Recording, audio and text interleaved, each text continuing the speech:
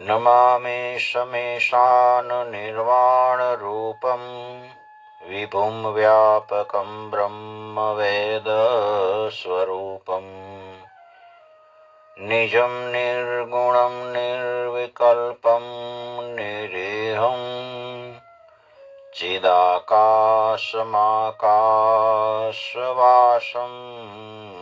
भजेऽहम्।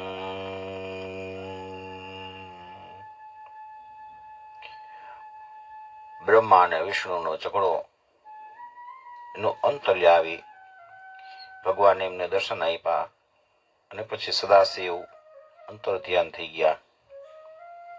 શૌનકજી સૂતજીને પૂછે છે, કથમ લિંગમ પ્રતિષ્ઠાપ્યમ કથમ વા તસ્ય લક્ષણમ કથમ વા તત સંભ્યર્ચ્યમ દેશે કાલે ચ કે નહીં. શિવલિંગની સ્થાપના કેવી રીતે કરવી એવો પ્રશ્ન પૂછ્યો છે. એનું પૂજન કેવી રીતે કરવું, કયા દેશમાં કયા કાળે, એના લક્ષણ શું, તે બધું કયો. સૂતજી કહે છે કે શુભ કાળમાં પવિત્ર અને જ્યાં નિત્ય પૂજન થઈ શકે ને એવા સ્થળે પથ્થરની, ધાતુની કે માટીની શિવલિંગ બનાવી શકાય. ને પછી એના માપ માટેની બધી વાત બતાવી. એને કહે છે કે લિંગના બે પ્રકાર છે, સ્થાવર અને જંગમ. વૃક્ષ, વેલી વગેરે સ્થાવર છે અને કૃમિ, કીડા વગેરે જંગમ છે. માણસે સ્થાવરની સેવા કરવી જોઈએ અને જંગમની તૃપ્તિ કરવી જોઈએ. એટલે જે સજીવ છે, કૃમિ, કીડા વગેરે, એને તૃપ્ત કરવા જોઈએ અને જે વેલી, વૃક્ષ, સ્થાવર છે તેના બધાની સેવા કરવી જોઈએ. શિવલિંગની પૂજા મનુષ્ય ષોડોપચાર વિધિથી કરી શકે. એમાં આહવાન, આસન, અર્ઘ્ય, પાથ્ય, આચમન, સ્નાન, વસ્ત્ર, ગંધ, પુષ્પ, ધૂપ, દીપ, નૈવેદ્ય, આરતી, પાન, બીડું, છેલ્લે નમસ્કાર અને વિસર્જન, આ 16 પ્રકારની પૂજા કરે એને ષોડોપચાર પૂજન કહેવાય. અને પછી જપ કરવા, 10,000 જપ કરવાના તો ઉત્તમ ફળ મળે. અથવા તો સવાર અને સાંજે 1,000 જપ કરવા. ઉપાંશુ જપ કરે એટલે કે હોઠ ફફડે પણ ઉચ્ચાર સંભળાય નહીં એવો જપ કરવાનો. બ્રાહ્મણ હોય ને એને નમ પેલા લેવાનું, નમઃ શિવાય, અને બીજા વર્ણ હોય એને શિવાય નમઃ એવી રીતે જપ કરાય. 1,000 દિવસમાં 10 લાખ મંત્ર જપ કરવાથી ઇષ્ટ સિદ્ધિ પ્રાપ્ત થાય.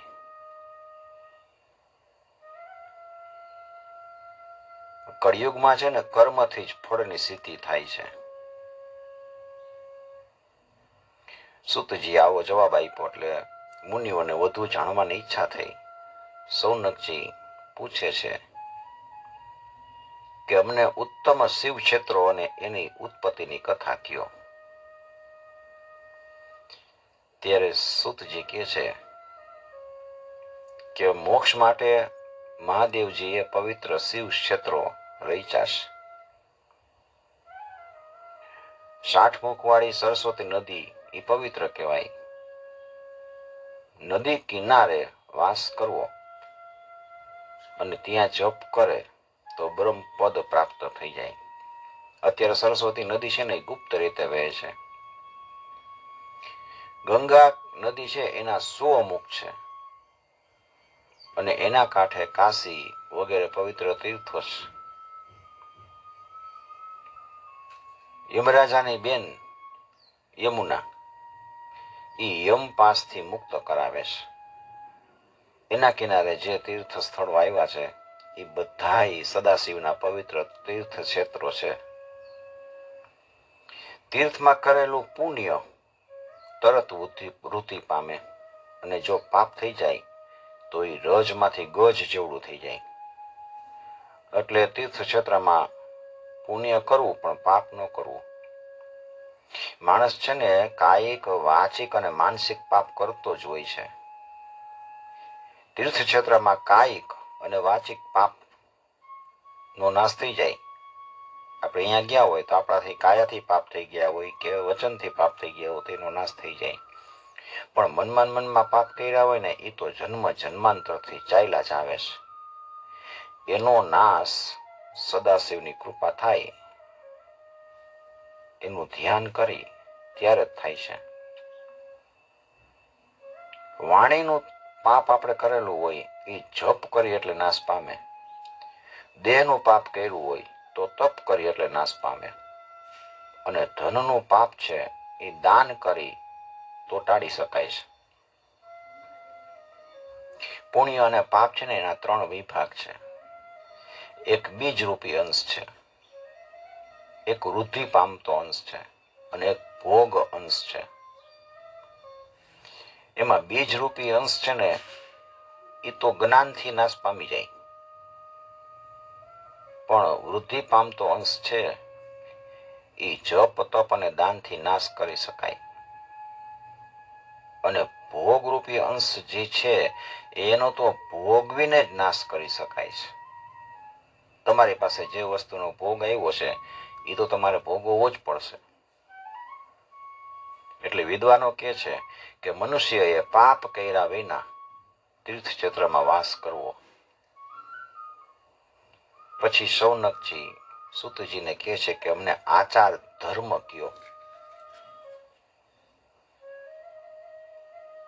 સૂતજી કહે છે કે આચાર પરમો ધર્મો. ધર્મનો પાયો જ આચાર છે.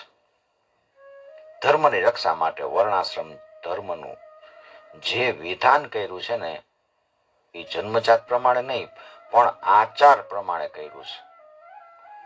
ગીતામાં કીધું છે ચાતુર્વર્ણ્યમ મયા સૃષ્ટમ ગુણ કર્મ વિભાગશ.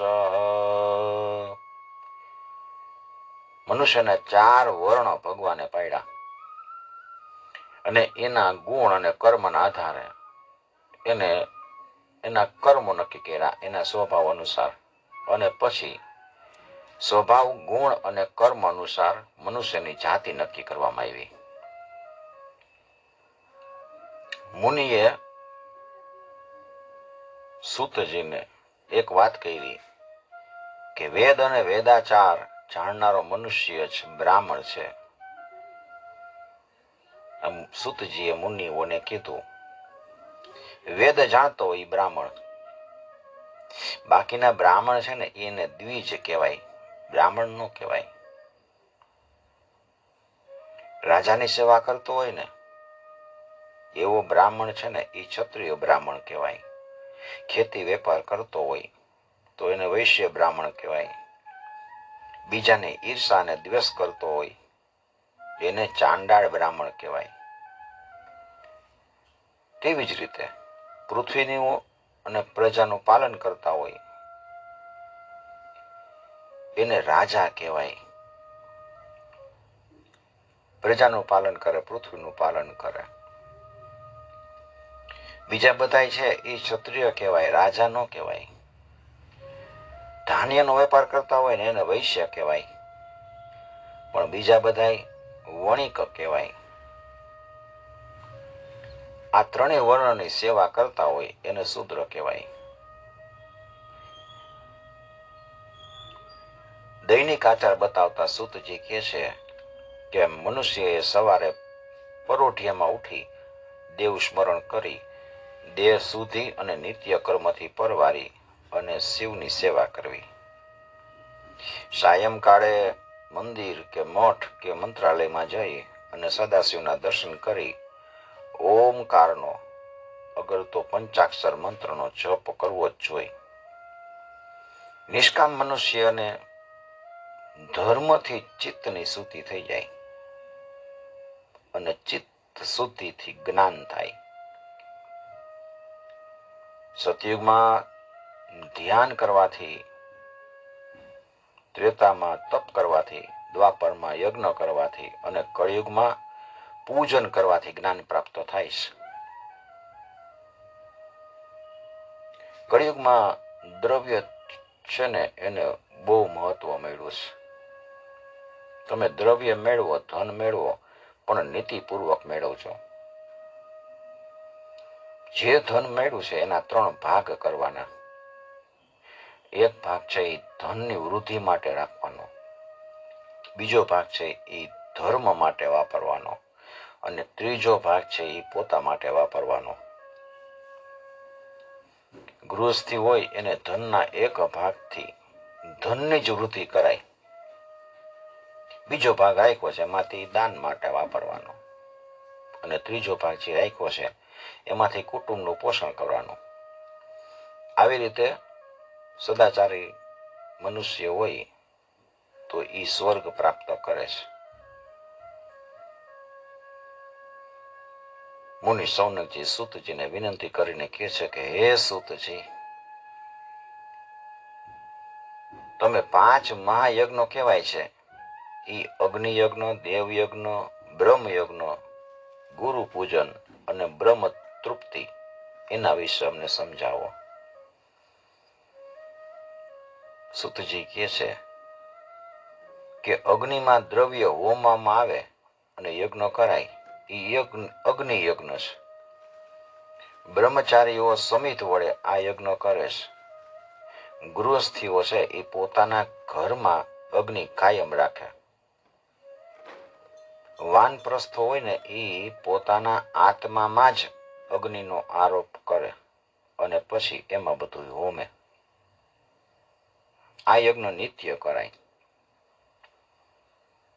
હવે દર્શ, પૂર્ણમાસ આદિ યજ્ઞોને દેવ યજ્ઞ માનવા જોઈએ. દેવને પ્રસન્ન કરવા માટે આ બધા યજ્ઞો કરાય છે. વેદનો અભ્યાસ કરવો એને બ્રહ્મયજ્ઞ કહે છે. આ બ્રહ્મયજ્ઞ નિત્ય કર્મ કર્યા પછી થઈ શકે છે. શિવજીએ લોકોના ઉપકાર માટે 7 વારની કલ્પના કરી. દરેક વાર સોમ, મંગળ, બુધ, ગુરુ, શુક્ર, શનિ, રવિ એના દેવતા કલ્પાશ. જે વારે આપણે એના સ્વામી કે દેવ હોય એની પૂજા કરી તો એનું ફળ આપણને અચૂક પ્રાપ્ત થાય છે. રવિવારથી માંડીને શનિવાર સુધીના બધાય દેવ આપણને ફળ આપે છે. આરોગ્ય, સંપત્તિ, રોગની શાંતિ, પુષ્ટિ, આયુષ્ય, ભોગ અને મૃત્યુનો નાશ, આવા બધા ફળ આપે છે એમ સમજવું. દેવને પ્રસન્ન કરવા માટેની આ પૂજા એ ગુરુ પૂજન છે. હોમ પૂજન ને વિધિ બધું કર્યા પછી બ્રાહ્મણને જમાડવા, તૃપ્ત કરવા, એને બ્રહ્મ તૃપ્તિ કહે. એટલે જગતના ઈશ્વર સદાશિવ પ્રસન્ન થાય. દેશકાળને અનુસરીને શ્રદ્ધા અને સાધનથી આ 5 યજ્ઞ કરી તો પુણ્યનો પરિપાક આપણને પ્રાપ્ત થાય અને તેનાથી ક્રમે ક્રમે જ્ઞાનની સિદ્ધિ થાય છે. સૂતજી કહે છે કે પોતાના ઘરને પવિત્ર રાખીને અહીંયા કર્મ કરી એનું આપણને ફળ ચોક્કસ મળે. આપણે ઘરે કરી કર્મ તો આપણને ફળ મળે, પણ ગાયનું રહેઠાણ એટલે ગૌશાળા હોય અહીંયા આપણે કર્મ કરીને તો 10 ગણું ફળ મળે. નદી કિનારે કે જળાશયના કાંઠે આપણે કર્મ કરી તો એનાથી 10 ગણું ફળ મળે છે. બીલીના ઝાડ નીચે, તુલસી ક્યારે કે પીપળાનું મૂળ હોય ત્યાં, દેવાલયમાં, તીર્થ સ્થળમાં, પવિત્ર નદી એના કિનારે, સમુદ્ર કિનારે આવી જગ્યાએ કર્મ કરીને તો ક્રમે ક્રમે 10-10 ગણું ફળ મળે છે. પતનથી બચાવે, એને શાસ્ત્રો પાત્ર કહે છે. આપણું પતન થતું હોય તો આપણે બચાવી લઈએ. તો પાપથી બચાવે એને દાનને પાત્ર ગણ્યા છે. આપણે દાન કરીએ તો આપણને પાપમાંથી મુક્તિ મળે. પાપ કરતા હોય એનાથી આપણે બચી જાય. જે મંત્રો ગાનારને પાપથી બચાવી લે એને ગાયત્રી મંત્ર કહે. એટલા માટે દાન, જપ, હોમ, પૂજન આદિ કાર્યોમાં દાન કરવા માટે ગાયત્રીનો ઉપાસક હોય બ્રાહ્મણ એને યોગ્ય પાત્ર ગણ્યો છે. ગરીબ બ્રાહ્મણ હોય એને આપેલું દાન છે એ પૃથ્વી ઉપર 10 વર્ષ સુધી ભોગ ફળ આપે. વેદ ભણેલા બ્રાહ્મણને દાન આપ્યું હોય તો એનું સ્વર્ગમાં 10 વર્ષ ભોગ ફળ આપે. ગાયત્રી જપ કરનાર બ્રાહ્મણને દાન આપ્યું હોય તો ઈ દાન સત્યલોકમાં 10 વર્ષ સુધીનું આપણને ભોગ ફળ આપે. અને વિષ્ણુ ભક્ત બ્રાહ્મણ હોય એને દાન આપ્યું હોય તો વૈકુંઠમાં વાસ મળે છે. અને શિવ ભક્ત બ્રાહ્મણ હોય એને દાન આપ્યું હોય તો કૈલાસમાં વાસ થાય છે. એટલે તપશ્ચર્યા અને દાન હંમેશા કરવા જ જોઈએ. ગીતામાં 18મા અધ્યાયમાં 5મા શ્લોકમાં કીધું છે, યજ્ઞ દાન તપ કર્મ ન ત્યાજ્યમ કાર્યમેવ તત યજ્ઞો દાનમ તપશ્ચૈવ પાવનાની મનીષિણામ. યજ્ઞ દાન અને તપ છે ને એ તો ત્રણેય કર્મ કરવા જ જોઈએ, કારણ કે એ મનુષ્યને પાવન કરે છે. સમજુ માણસે સર્વભોગદાયી વસ્તુઓનું દાન કરવું જોઈએ, જેનાથી એને આ લોકમાં અને પરલોકમાં ઉત્તમ ભોગ મળે.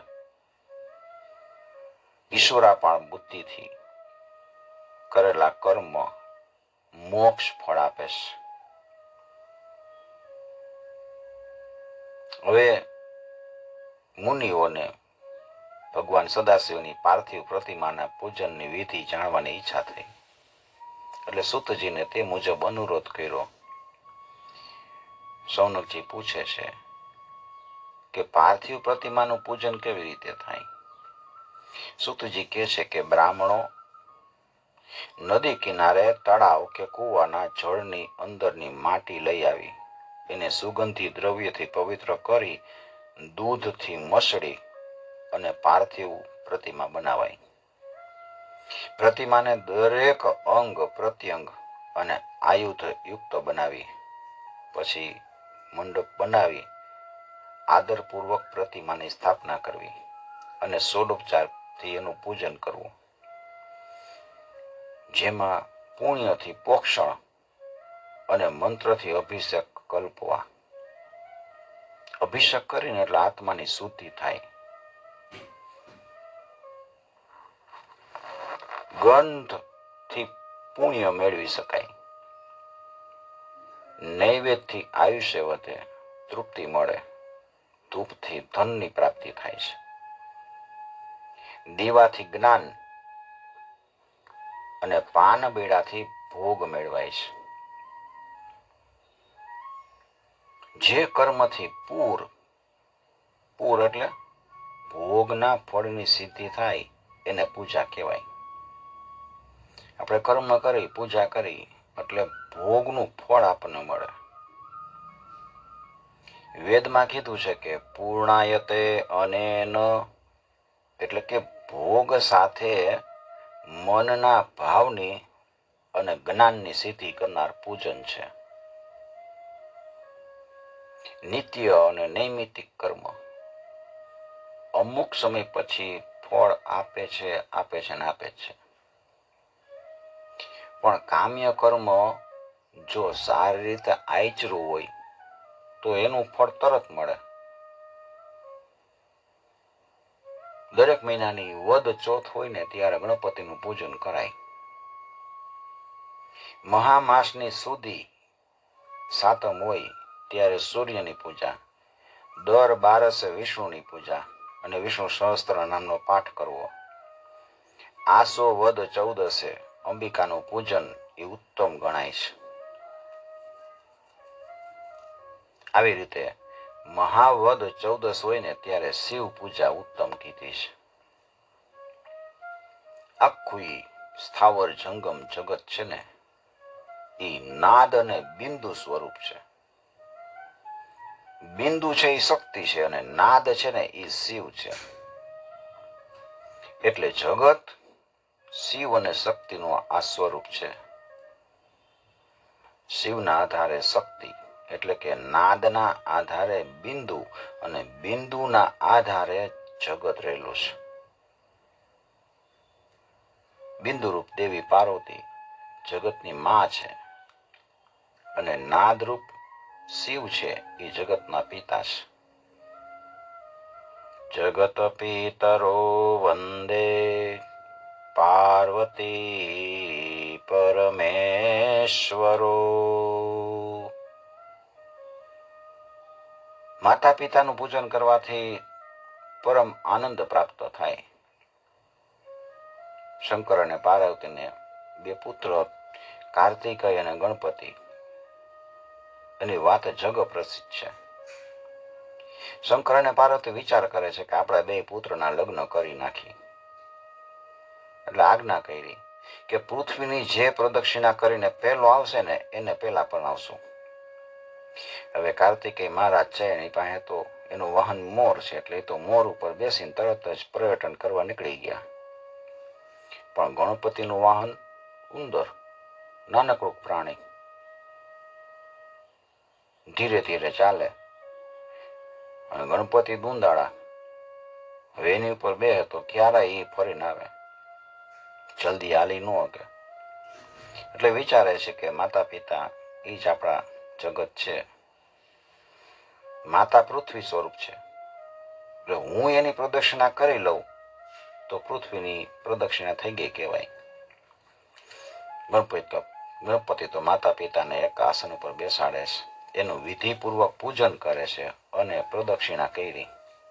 7 પ્રદક્ષિણા કરી અને કીધું કે મેં પૃથ્વીની પ્રદક્ષિણા કરી લીધી. શંકર અને પાર્વતી પ્રસન્ન થયા અને એના તરત જ લગ્ન કરી નાખ્યા. અને પછી કાર્તિકેય મહારાજ છે તો મયુર ઉપર બેસીને પ્રદક્ષિણા કરીને આવ્યા. કેટલું મોડું થઈ ગયું હતું. એને ખબર પડી કે ગણપતિને પરણાવી દીધા છે એટલે રિસાઈને કૈલાસમાંથી દક્ષિણ દેશમાં ચાલ્યા ગયા છે. ભક્તિપૂર્વક સદાશિવની પૂજા કરે ને તો મનુષ્ય મોક્ષ પામી જાય.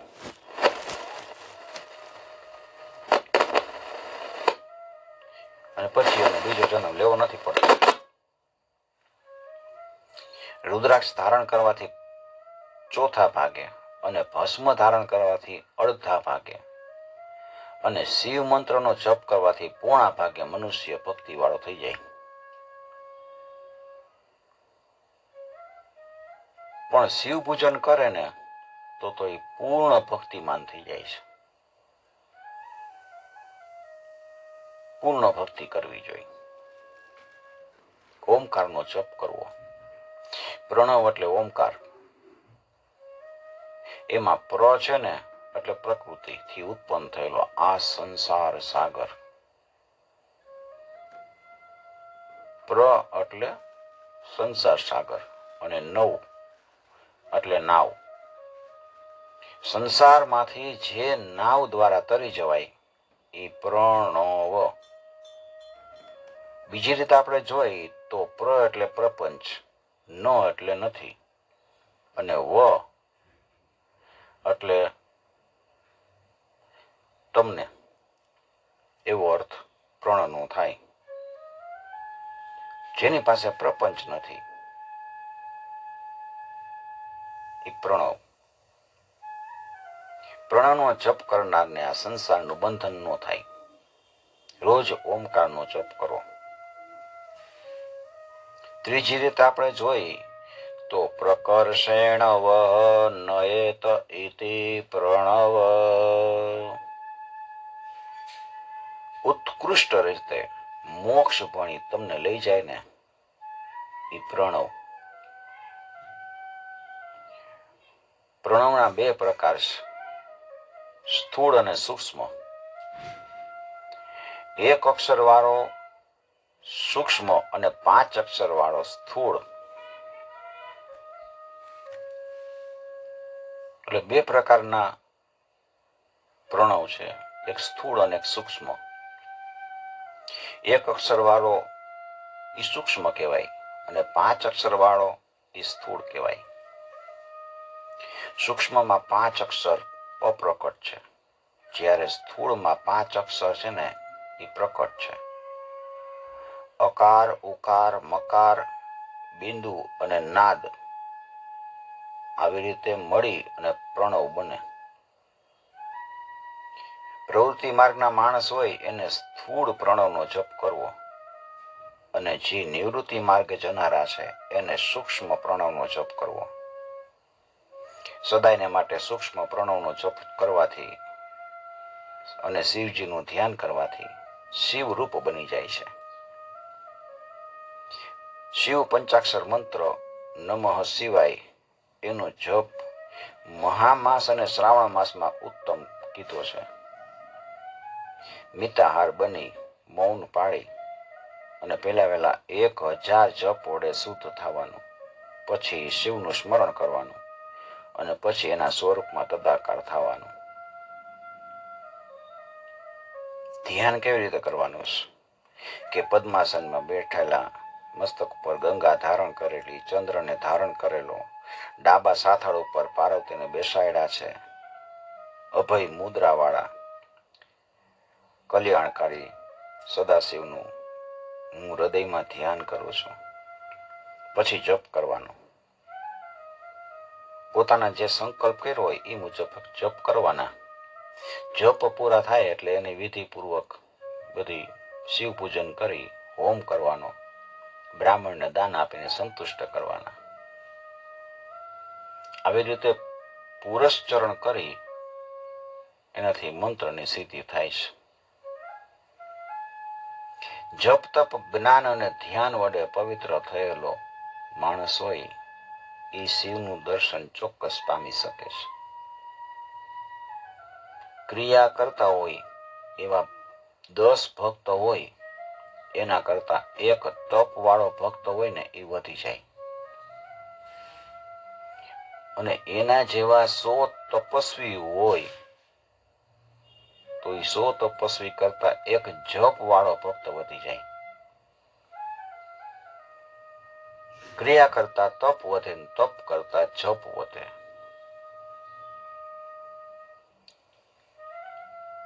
સુતજી કહે છે, એકવાર મારા પિતા લોમહર્ષણના આશ્રમમાં વત્સ મુનિ આવ્યા. અહીંયા ચાતુર્માસ દરમિયાન રહ્યા ત્યારે મેં એની સેવા કરી હતી. એ મને જાત જાતની કથા કરતા. મને કુતૂહલ થયું. મેં પૂછ્યું કે હે ભગવાન, આપે નાની ઉંમરમાં આખી પૃથ્વીનું નિરીક્ષણ કેવી રીતે કર્યું? ત્યારે મુનિ હસીને કહે છે કે હું સદાયને માટે શિવજીના 6 અક્ષરના મંત્રનો 1008 વાર જપ કરું છું. એટલે મેં લાંબુ આયુષ્ય વિતાવી દીધું છે ને છતાંય મારું યૌવન તો હજી એમનેમ છે, સ્થિર છે. મંત્ર જપનો મહિમા દ્રઢ કરવા માટે એણે મને એક દ્રષ્ટાંત આપ્યું. કીધું કે ચમત્કારપુરમાં એક સિદ્ધેશ્વર નામનું પ્રસિદ્ધ શિવાલય. એ શિવાલયમાં એકવાર ઉત્સવ થતો હતો. ત્યારે મિત્રોએ પ્રેરણા આપી. એટલે એક યુવાને સર્પને પકડી અને બીજા બધા દર્શનાર્થીઓ આવ્યા હોય ને એની ઉપર ફેંકો. હવે ઉત્સવમાં તો ઘણા માણસો આવેલા હોય. જ્યાં સર્પ પડ્યો એટલે લોકોમાં નાસભાગ થઈ. પણ એક મુનિ છે ને એ સ્વસ્થ ચિત્તે ધ્યાનમાં બેઠા હતા. એ તો ખૈસા જ નહીં. સર્પ એની પાસે જઈને એને વીંટળાઈ વળ્યો. હવે એ મુનિના શિષ્યએ જોયું એટલે એને ક્રોધ આવ્યો અને ક્રોધથી શ્રાપ આપી દીધો કે જે આ સર્પને ફેંકનાર છે એ નરાધમ સર્પ બની જાય. જેલો સર્પ ફેંકો તેની તરત જ સર્પ બની ગયો. જ્યારે મુનિ ધ્યાનમાંથી જાગ્યા અને બધી એને ખબર પડી એટલે શિષ્યને અપકાર ઉપર ઉપકાર કરવાની વાત કરી, ધર્મ સમજાવ્યો અને પછી સર્પ બનેલા યુવાનને આજ્ઞા કરી કે શિષ્યનો શ્રાપ છે ને એ વૃથા નહીં થાય. મારા શિષ્યએ શ્રાપ આપ્યો છે હવે નકામો ન જાય. તું જળમાં જઈને રે અને નિત્ય શિવ પંચાક્ષરનો જપ કરજે એટલે તારા પાપનો ક્ષય થશે. અને જ્યારે વત્સ મુનિ તને લાકડી વતી ફટકારશે ને ત્યારે તું શાપ મુક્ત થઈ અને દિવ્ય દેહ ધારણ કરીને શિવલોકમાં જઈશ. દેવયોગી હું ફરતો ફરતો એ જંગલમાંથી નદી કિનારે જઈ ચડ્યો અને મારી પત્નીને તાજેતરમાં જ સર્પે દંશ દીધો એટલે સર્પ પ્રત્યે મને રોષ હતો. મેં એ સર્પને જોઈને દંડ પ્રહાર કર્યો પણ એ સમયે ચમત્કાર થયો અને સર્પની જગ્યાએ દિવ્ય દેહધારી યુવાન ઊભો થયો અને એને લેવા માટે આકાશમાંથી રુદ્રદૂતો આવ્યા. હે મુનિઓ, એક માણસ શ્રદ્ધાપૂર્વક દાન આપે અને બીજો પંચાક્ષરનો જપ કરે, બેવને સમાન ફળ મળે. એક છે એ સર્વ તીર્થોમાં સ્નાન કરતો હોય અને બીજો છે એ મંત્ર જપ કરે. એક ચંદ્રાયણ વગેરે વ્રત કરતો હોય અને બીજો મંત્ર જપ કરતો હોય. એક પંચાગ્નિ તપીને તપ કરે અને બીજો મંત્ર જપ કરે. એક જણ સત્સંગમાં બધુંય ત્યાગ કરી જ્ઞાન પ્રાપ્તિ કરે અને બીજો જપ કરે તો એ બેને સમાન ફળ મળે. પ્રણવ મંત્રના જપ કરતા જે અનુભવ થાય છે ને એ તો અવર્ણનીય છે. શિવાનંદજીએ ગાયું છે, ભ્રુકુટી મહલ ચઢ દેખ પિયારે, જાગે જ્યોતિ અપારા. સોહમ સોહમ જપતે જપતે પહોંચો દસમે દ્વારા. સોહમ સોહમ નો જપ કરવો. હવે તમારે બીજું કઈ સાંભળવું છે? ઋષિઓ કહે છે કે બંધ મોક્ષ સ્વરૂપમ હિ બ્રૂહી સર્વાર્થ વિત્તમ. બંધનમાંથી મુક્તિનો ઉત્તમ ઉપાય શું? સૂતજી કહે છે એના માટે ઉત્તમ ઉપાય છે શિવ પૂજન. બંધનમાંથી છૂટીને મોક્ષની પ્રાપ્તિ કરવા માટે શિવ પૂજન જ છે. પ્રકૃતિ આદિ છે ને એ 8 બંધન છે એનાથી જીવ બંધાઈ ગયેલો છે એટલે જીવને બદ્ધ કહેવાય અને એમાંથી છૂટી ગયેલો જીવ મુક્ત કહેવાય. આ 8 બંધન છે ને એમાં પ્રથમ પ્રકૃતિ, પછી બુદ્ધિ, અહંકાર અને પછી 5 તન્માત્રા, શબ્દ સ્પર્શ રૂપ રસ ને ગંધ, આટલું કહેવાય. આ 8 તત્વ છે ને એનાથી દેહ ઉત્પન્ન થાય, આપણું શરીર. અને દેહ વડે આપણે કર્મ કરી પછી કર્મ ઉપજે અને કર્મના પરિણામે ફરીથી દેહ ઉત્પન્ન થાય અને આવી રીતે સંસાર ચક્ર ચાલ્યા જ કરે. દેહના 3 પ્રકાર કીધા છે.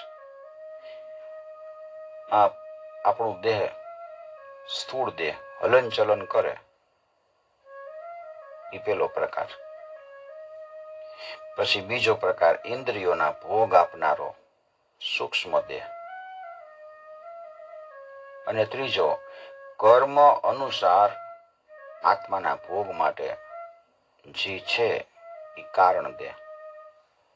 આપણે જે જીવના કર્મ કર્યા હોય એના અનુસાર ભોગ આત્મા ભોગવે એ કારણ દેહ. આ કર્મરૂપી દોરડાથી બંધાયેલો જીવ છે ને એ પોતાના કર્મોને લીધે ચક્કરની જેમ ભયમાં જ કરે છે. આ ચક્રના ફેરા ટાળવા માટે એ ચક્રના કરતા શિવની સ્તુતિ કરવી. મહેશ્વર છે ને શિવ એ આ ચક્રના રચનાર છે.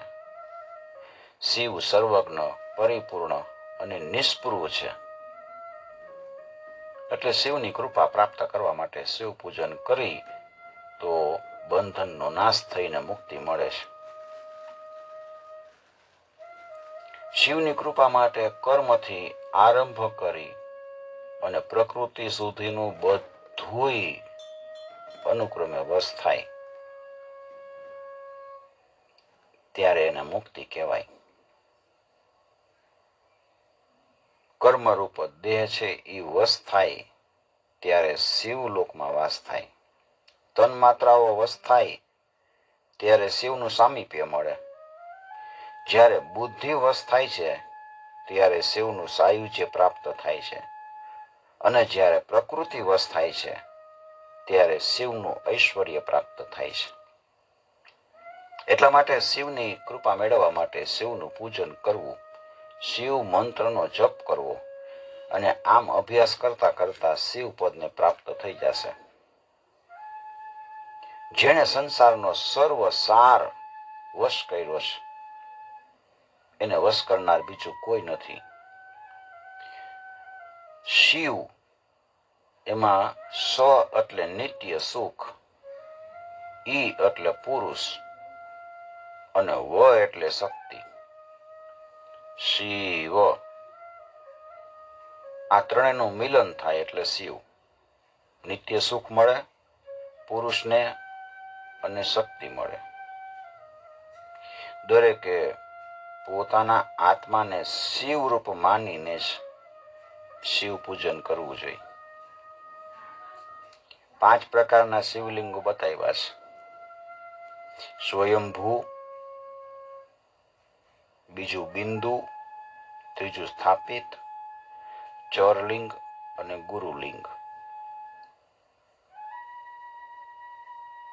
ઋષિઓના તપથી પ્રસન્ન થઈ એની સમીપ રહેવા માટે સદાશિવ પૃથ્વીની અંદર રહ્યા. ઋષિઓએ તપ કર્યું એટલે પૃથ્વીની અંદર શિવજી રહ્યા. જેમ વૃક્ષને અંકુર પૃથ્વીમાંથી આપોઆપ બહાર નીકળે, વૃક્ષનો અંકુર હોય, બી હોય, બી એમાંથી એ પૃથ્વીમાં વાવી એટલે એમાંથી નીકળે, એમ સદાશિવ લિંગ રૂપે આપોઆપ પ્રગટ થાય છે અને એને સ્વયંભૂ લિંગ કહે. પૃથ્વીમાંથી નીકળે એમના. પોતાના હાથે કોઈ યંત્ર લખી અથવા તો દરેક વસ્તુમાં, કોઈ પણ વસ્તુમાં શિવનું આહવાન કરી પૂજન કરી એને બિંદુ લિંગ કહે. બ્રાહ્મણોએ, રાજાઓએ, અગર તો ધનવાનોએ કારીગર પાસે શિવલિંગ તૈયાર કરાવી અને એ લિંગની મંત્રથી પ્રતિષ્ઠા કરાવી હોય એને સ્થાપિત લિંગ કહેવાય. અને આવું ઉત્તમ બાણલિંગ રાજાઓને રાજ અપાવનારું થાય છે. શરીરના આપણા અંગો છે ને એમાંય લિંગની કલ્પના કરવામાં આવે છે.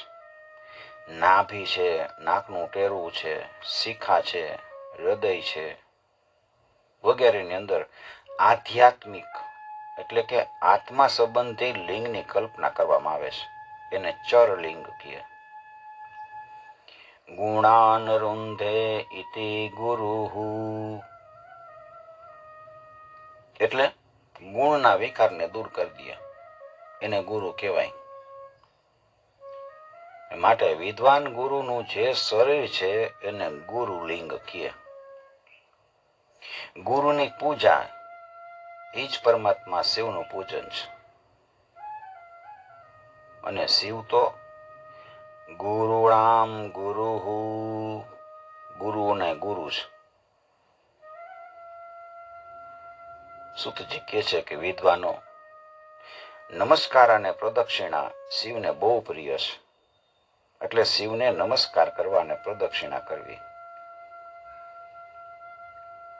સોનકજી પૂછે છે કે હે સુતજી, શિવ નૈવેદ્ય ગ્રહણ કરવા અંગે અમને સમજાવો. એ ગ્રહણ કરવો કે ન કરવો? સુતજી કહે છે કે તમને ધન્ય છે. મેં વ્યાસ પાસેથી જે સાંભળ્યું છે એ તમને કહું છું. દ્રઢ નિશ્ચય વાળો શિવ ભક્ત હોય ને એને એવું હોય કે હું શિવ નૈવેદ્ય ન લઉં.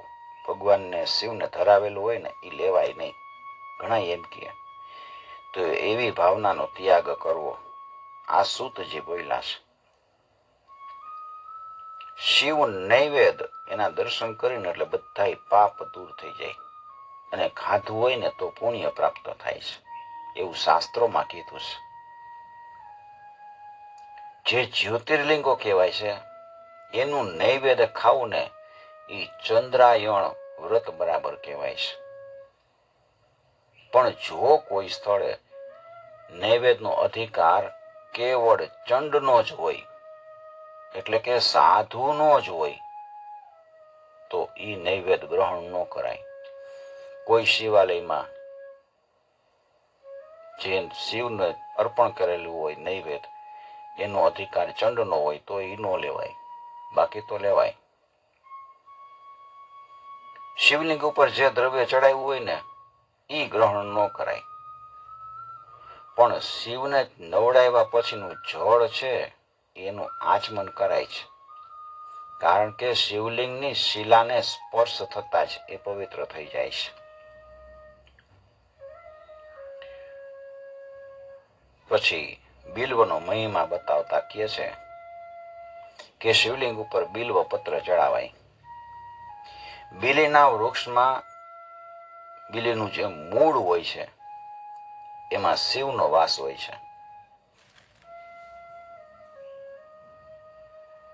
માટે એના ક્યારાને ભરપૂર પાણીથી ભરી રાખો અને વૃક્ષનું પૂજન કરવું, દીપ પ્રગટાવો. બિલ્વનું વૃક્ષ છે ને એની ઉત્પત્તિની કથા એવી છે કે એકવાર દેવી ગિરજાના વિશાળ કપાળ ઉપર પ્રસ્વેદનું બિંદુ થયું. પરસેવો વળ્યો એટલે દેવીએ એને લૂછીને ભૂમિ ઉપર નાખ્યું. એમાંથી વૃક્ષ થયું. એકવાર ફરતા ફરતા દેવી એ વૃક્ષને જુએ છે. એની સખી જયા એ પણ સાથે હોય છે. ગિરજા કહે છે કે આ વૃક્ષ જોઈને મને તો ખૂબ હર્ષ થાય છે. ત્યારે જયા કહે છે કે આ વૃક્ષ છે ને એ તમારા પ્રસ્વેદ બિંદુ માટે જ ઉગ્યું છે. દેવીએ પછી એનું નામ પાડ્યું બિલ્વ. આ બિલ્વના પાંદડા વતી ભગવાન સદાશિવનું પૂજન કરાય છે. બિલીપત્ર મસ્તકે રાખે, મસ્તક ઉપર ધારણ કરે, એને યમરાજનો ભય નથી રહેતો. બિલ્વ વૃક્ષ હોય ને એના મૂળમાં શિવ પાર્વતી વાસ કરે છે. એના થડમાં દેવી દાક્ષાયણી અને શાખાઓ છે એમાં મહેશ્વરી. બિલ્વના પત્ર છે એમાં પાર્વતી, એના ફળમાં કાત્યાયની, બિલ્વનું ઝાડ હોય એની છાલમાં ગૌરી અને પુષ્પમાં ઉમાદેવી રહે છે. બિલ્વના કાંટા હોય ને બિલ્વ વૃક્ષના એમાં 9 કરોડ શક્તિનો વાસ છે. આવો બિલ્વ વૃક્ષનો મહિમા છે. બિલ્વ પત્રને ત્રિદલે કહે છે. શિવલિંગ ઉપર બેલીપત્ર ચડાવતી વખતે એક અખંડ ત્રિદલ લઈ અને નીચેનો મંત્ર બોલવાનો. ત્રિદલમ ત્રિગુણાકારમ ત્રિનેત્રમ ચ ત્રયાયુધમ ત્રિજન્મ પાપ સંહારમ એક બિલ્વમ શિવાર્પણમ. આવી રીતે બિલ્વપત્ર શિવલિંગ ઉપર ચડાવતું જવાનું ને એક એક મંત્ર બોલતું જવાનું. બિલીનું ફળ છે ને એ ઔષધિમાં ઉત્તમ ગુણકારક કહેવાય અને બિલીનું ફળ છે યજ્ઞમાં હોમવા માટે વપરાય છે. પછી સૂતજી કહે છે કે જે શિવની ઉપાસના કરે એને ધન્ય છે. કાયમ શિવ શિવ શિવ શિવ બોલતા હોય એને કોઈ દિવસ પાપ સ્પર્શ નથી કરી શકતા. જેની પાસે શિવનું નામ, ભસ્મ અને રુદ્રાક્ષ આ ત્રણ વસ્તુ રહે ને એવા પુરુષના દર્શન કરનારને ત્રિવેણી સંગમમાં સ્નાન કર્યાનું પુણ્ય મળી જાય. જે શિવનું નામ બોલે છે, કપાળે ભસ્મ ચોપડીશ અને ગળામાં રુદ્રાક્ષ ધારણ કર્યો છે, એને આપણે જોઈ તો ત્રિવેણી સંગમમાં સ્નાન કર્યું એવું ફળ મળે. પણ જેને આવું નથી રાખ્યું, મુખમાં નામ નથી, રુદ્રાક્ષ નથી, ભસ્મનું તિલક નથી, એવા મનુષ્યનો તો ત્યાગ જ કરવો. શિવનું નામ ગંગા સમાન છે, ભસ્મ છે યમુના સમાન છે અને રુદ્રાક્ષ છે ને એ સરસ્વતી સમાન છે. એટલે ત્રિવેણી સંગમ એના દર્શન થયા, બધા પાપનો નાશ થઈ જાય. અગાઉ બ્રાહ્મણોએ ત્રિવેણી સંગમ અને આ ત્રણેય વસ્તુની તુલના કરી હતી, ત્યારે બે સમાન થયા. એટલે ત્યારથી જ બધા દેવ, બ્રહ્મા, વિષ્ણુ એ પણ આ ત્રણેય વસ્તુને ધારણ કરે છે. એ ત્રણેયનો પૂર્ણ મહિમા છે ને એ કહેવા માટે કોઈ પણ શક્તિમાન નથી. એનો મહિમા તો ગૂઢ છે. સૂતજી કહે છે કે મેં પુરાણો અને શાસ્ત્રોમાંથી જે જાણ્યું છે ને એ તમને કહું છું.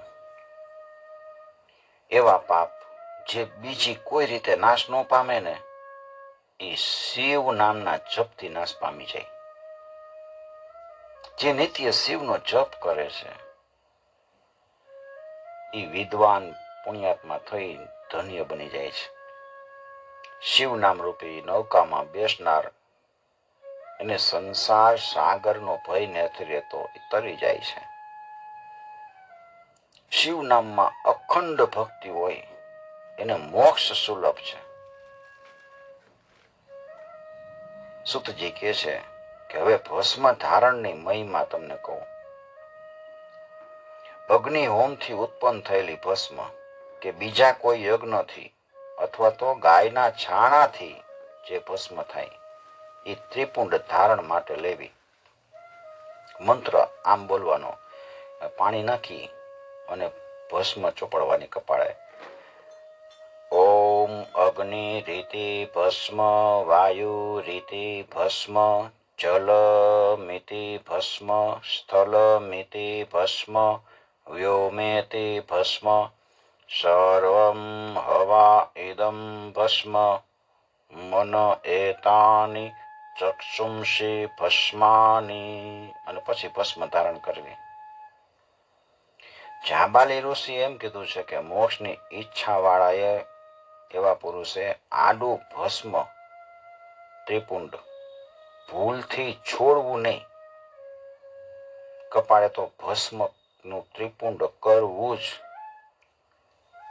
શંકર, વિષ્ણુ અને બ્રહ્મા એ ત્રણેય દેવો તથા ઉમા, લક્ષ્મી અને સરસ્વતી એ ત્રણેય દેવી આડા ત્રિપુંડ નિત્ય ધારણ કરે છે.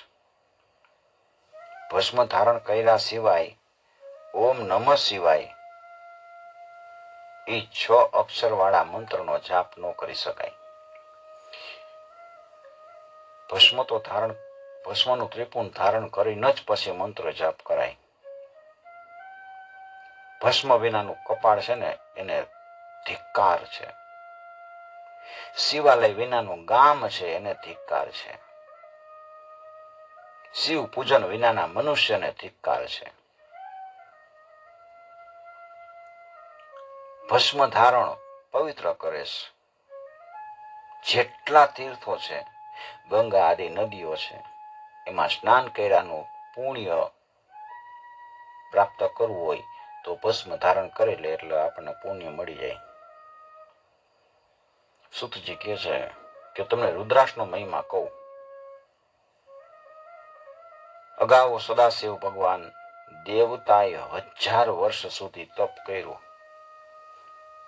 શિવજીએ તપ કર્યું પછી એને નેત્ર ઉઘાડ્યા ને ત્યારે એ 2 નેત્રમાંથી જળના બિંદુ સરી પડ્યા. એમાંથી વૃક્ષ ઉગ્યા એ રુદ્રાક્ષ. ભક્તો ઉપર અનુગ્રહ કરવા માટે એ રુદ્રાક્ષ ભગવાને ભક્તોને આપ્યા. હવે એ રુદ્રાક્ષમાં આંબળાના ફળ જેવા રુદ્રાક્ષ ઉત્તમ કહેવાય. મોટા રુદ્રાક્ષ હોય ને એ બોર જેવડા હોય મધ્યમ, અને ચણા જેવા એ અધમ કહેવાય છે.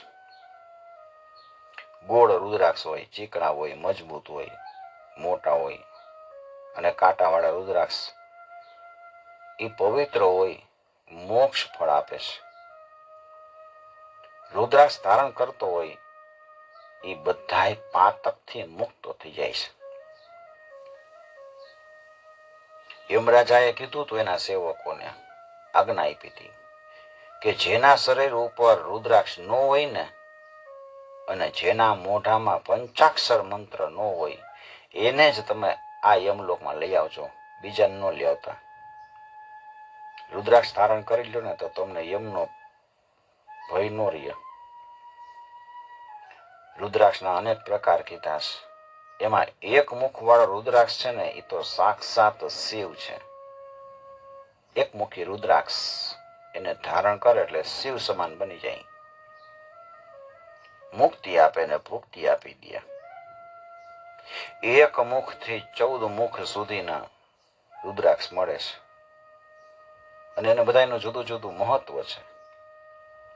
સર્વ ભેદવાળા રુદ્રાક્ષો પાવનકારી અને ઇષ્ટ સિદ્ધિ આપે છે.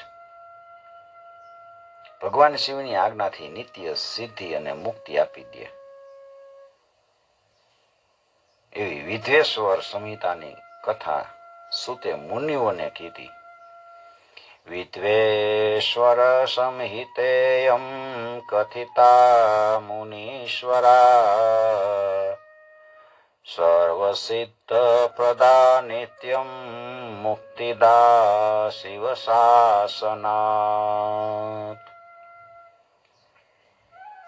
એ સજ્જનો, સદાશિવનો વાસ ન હોય ને એવું કોઈ સ્થળ છે જ નહીં. ચરાચરની અંદર સચરાચરમાં સદાશિવ વસે છે. શિવના તો અનેક નામ છે. શિવ, સદાશિવ, શંકર, મહેશ, મહેશ્વર એવા નામથી દેવનું સ્મરણ કરે છે. એ ત્રિદેવ પૈકી રુદ્રદેવ છે. એમ આપણે ઉપર જોયું, આદિ ભગવાન સદાશિવે પોતાનું રુદ્ર સ્વરૂપ, પોતાનું સ્વરૂપ છે એ રુદ્રદેવને આપ્યું. એટલે એના નામ કર્મ, ગુણ, કૃપા, સ્થાન સર્વ બધા એક થઈ ગયા. અને આપણે શિવ ભક્તિને વિશે જ સદાશિવ પરમાત્માની ભક્તિ સ્વીકારી છે. ખરી રીતે તો પુરુષોત્તમ જ જેને કીધેલા છે એ ત્રિદેવથી પણ પર એવા સદાશિવ છે. એટલા માટે સદાશિવ પરમાત્માનું અગર તો એના સમાન સ્વરૂપવાળા શિવજીનું શ્રદ્ધાપૂર્વક સેવન કરવાનું. જુદા જુદા સંપ્રદાયો અને એના એકબીજા વિરુદ્ધ આચાર પાલનની વખતે વાત બાજુ ઉપર આપણે રાખી. કારણ કે એ તો બધાય અજ્ઞાની મનુષ્યના વિતંડા વાત છે. પુરાતન કાળમાં કૈલાસ ઉપર બેઠેલા મહાદેવજીને દેવી પાર્વતીએ એકવાર પૂછ્યું હતું કે પ્રભુ, તમારું ભજન કરનાર મનુષ્ય છે એ નિશ્ચિત આપનું પદ પામે છે, પણ આ લોકમાં આપનું પૂજન કરનારો અનેક લોકો છે, એમાંથી આપના ચરણને પ્રાપ્ત કરનાર તો બહુ થોડાક છે એવું હું જોઉં છું. એનું શું કારણ? તમારું ભજન કરે એ ચોક્કસ તમારું પદ પામી લે, પણ પૂજન કરે ને ભજન કરે ને બધું કરે છતાંય બહુ થોડાક જ તમારા ચરણમાં આવે છે. એનું કારણ શું? મહાદેવજી કે પછી ક્યારેક બતાવીશ. એકવાર શિવરાત્રી આવી ત્યારે કાશીપુરમાં ભગવાન વિશ્વનાથ ના દર્શન કરવા માટે લોકોનો મેળો જામ્યો. બહુ મોટો ઉત્સવ થયો.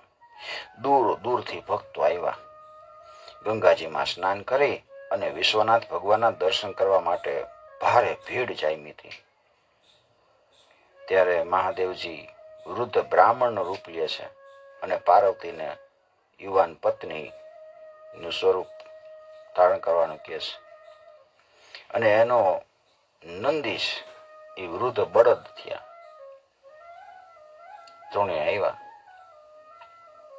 વૃદ્ધ બળદ ઉપર બેઠેલો પતિ એને લઈને સતી પાર્વતી મંદિર તરફ જતા હતા, પણ ભીડ બહુ હતી ને એટલે બળદને લોકોનો ધક્કો લાગ્યો અને શિવજી છે એ એક કાદવના ખાડામાં પડ્યા. સતી બધાને વિનંતી કરે છે, યાત્રાળુઓ આવ્યા હોય ને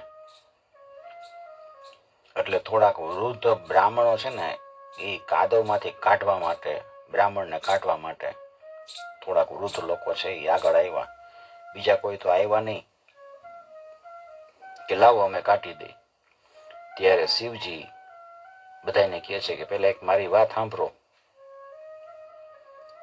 જે મનુષ્ય શિવ ઉપર શ્રદ્ધા રાખતો હોય અને પરમ ભક્ત હોય એ જ મને કાઢવા આવે.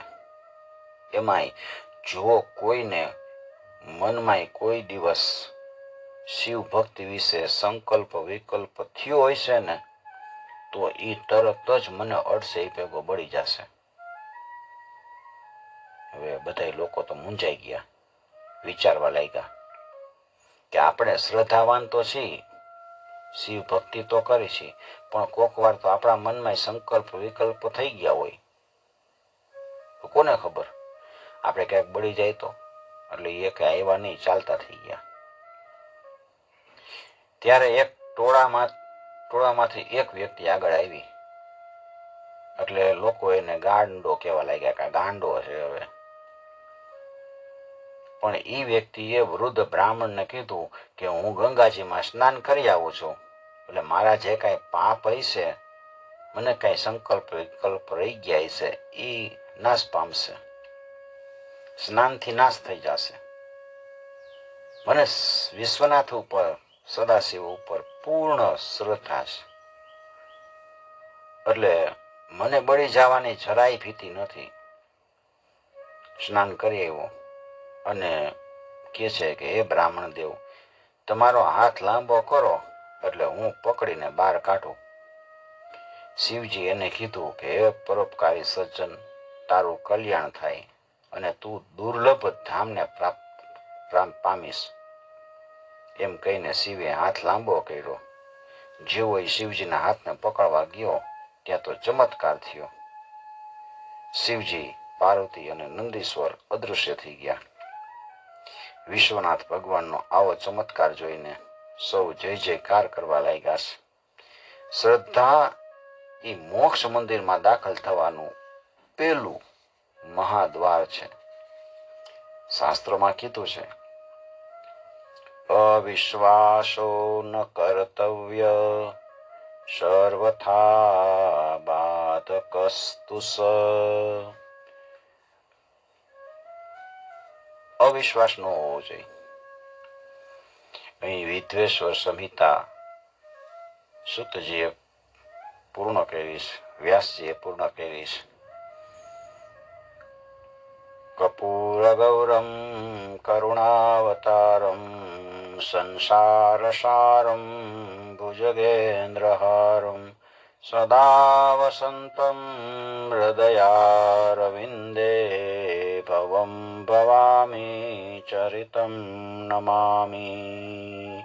कायेन वाचा मनसेन्द्रियैर्वा बुद्ध्यात्मना वा प्रकृते स्वभावात् करोमि यत् यत् सकलं परस्मै नारायणायेति समर्पयामि। ॐ नमः पार्वतीपतये। हर हर महादेव।